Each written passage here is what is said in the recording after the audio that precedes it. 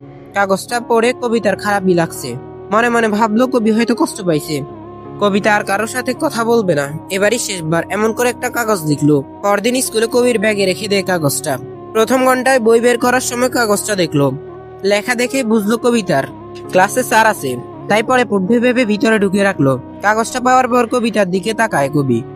দেখলো কবিতা আগে থেকেই তাকিয়ে আছে। তখন কবির তাকানো দেখে মুচকি হাসলো। ক্লাস চলা অবস্থায় বেশি তাকানো ঠিক হবে না। প্রথম ঘন্টা শেষ হলো। কবি তাড়াতাড়ি কাগজটা খুলে দেখলো। লেখাগুলো পড়ে ভালোই লাগলো। তারপর কবি কাগজটাই লিখলো, যা বলছো মনে থাকে যেন। তারপর আবার ক্লাসেই কবিতাকে দিল। কবিতা মনে থাকবে বলল। আজকে দুইজনের মাঝে কোনো ঝামেলা নাই, স্কুল ছুটি হলো। রাস্তায় কবিতা বলল, তোর কাছে ফোন আছে না? তোর টিকটক আইডিটা দে। কবি টিকটক আইডি দেয়। বাড়ি গিয়ে কবিতা ফলো দিল।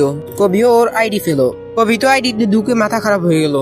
কবিতার 2টা ভিডিও আপলোড করছে, মুখে ইমোজি দিয়ে ছবির টেমপ্লেট। ইনবক্সের আগে এই ইমোজি দিল কবি।